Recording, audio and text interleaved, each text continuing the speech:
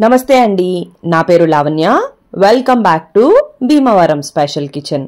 ఈరోజు నేను మీకు తిరుమలలో లడ్డూతో పాటు ప్రసాదంగా ఇచ్చే తిరుమల వడని ఇంట్లోనే టేస్టీగా అండ్ ఈజీగా ఎలా తయారు చేసుకోవాలో చూపిస్తున్నానండి. ఏదైనా పండగలు వచ్చినప్పుడు లేదంటే స్నాక్స్ లాగా కూడా చాలా చాలా బాగుంటుంది. మరి దీని ప్రిపరేషన్ ఏంటో చూసేద్దామా? ముందుగా ఒక గిన్నెని తీసుకుని దాంట్లోకి ఇక్కడ చూపిస్తున్న ఈ గ్లాస్తో 2 గ్లాసుల దాకా కూడా పొట్టున్న మినపగుళ్ళని వేసుకోండి. ఇవి 300 గ్రాముల దాకా కూడా ఉంటాయండి. వీటిని శుభ్రంగా కడుక్కుని కనీసం 10 నుంచి 12 గంటల వరకు కూడా నానబెట్టుకోవాలి. వడలు వేసుకునే ముందు ఇలా రోళ్ళు తీసుకుని దాంట్లోకి ఒక 2 టీ స్పూన్ల దాకా కూడా మిరియాలు, అలానే దీంట్లోకి 2 టీ స్పూన్ల దాకా కూడా జీలకర్రని వేసుకోండి. అలానే ఒక టీ స్పూన్ అంతా ఉప్పు కూడా వేసుకుని దీన్ని మెత్తగా దంచుకోవాలండి. ఒకవేళ మీరు సాల్ట్ యూజ్ చేసినా సరే ఇలా రోల్లోకి వేసుకుని దంచుకోండి. సాల్ట్ ఉండడం వల్ల జీలకర్ర మిరియాలు తొందరగా నలుగుతుందన్నమాట. రోల్ లేని వాళ్ళు కావాలంటే మిక్సీ జార్లో కూడా వేసుకుని ఈ విధంగా దీన్ని మెత్తగా దంచుకుని రెడీగా పెట్టేసుకోండి. అక్కడక్కడ కచ్చాబచ్చాగా పలుకుగా ఉన్నా కూడా పర్వాలేదన్నమాట. ఇప్పుడు మనం నానబెట్టుకున్న మినపగుళ్ళని మరొక 2-3 సార్లు శుభ్రంగా కడుక్కోవాలండి. నేను ఒక 13 గంటల తర్వాత చూపిస్తున్నాను. చూసారు కదా ఎంత బాగా నానిందో. ఇది ఎంత బాగా నానితే మన వడలు అంత బాగా వస్తాయి. ఒక 3 సార్లు శుభ్రంగా కడుక్కున్న తర్వాత మిక్సీ జార్లోకి అస్సలు నీళ్లు రాకుండా ఈ మినపగుళ్ళని వేసుకోండి.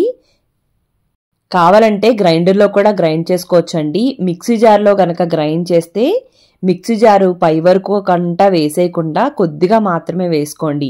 ఎందుకంటే దీంట్లో ఒక్క చుక్క కూడా నీళ్లు వేయకుండా మనం గ్రైండ్ చేసుకోవాలండి. అదే పై వరకు వేసేస్తే సరిగ్గా నలగదనమాట.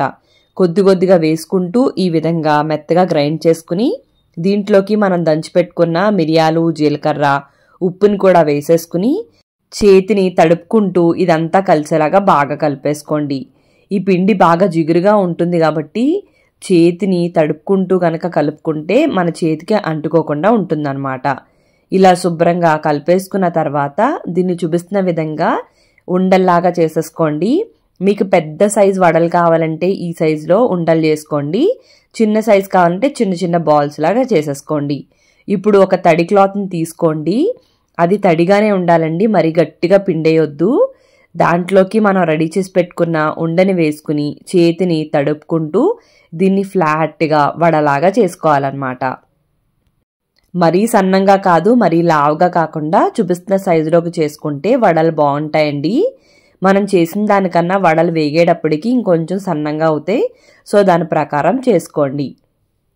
నూనెలోకి వేస్తున్నప్పుడు జాగ్రత్తగా క్లాత్లో ఉన్నది చేతి మీద వేసుకుని ఆ తర్వాత చేతిలో ఉంచి దీన్ని ఆయిల్లోకి జాగ్రత్తగా వేసేసుకోండి.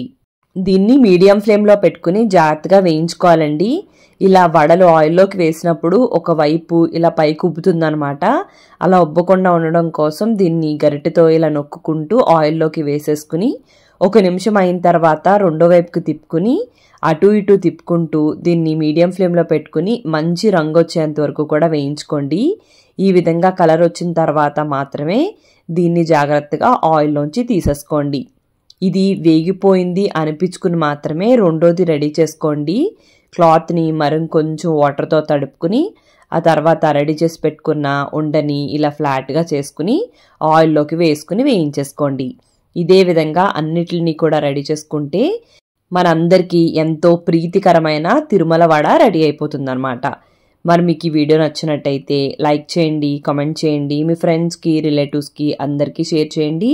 మీరు నా ఛానల్ని ఫస్ట్ టైం చూస్తున్నట్టయితే సబ్స్క్రైబ్ చేసి పక్కనే ఉన్న బెల్లో ఆల్ అని ప్రెస్ చేస్తే నేను ఏ వీడియో పెట్టినా మీకు నోటిఫికేషన్ వచ్చేస్తుంది.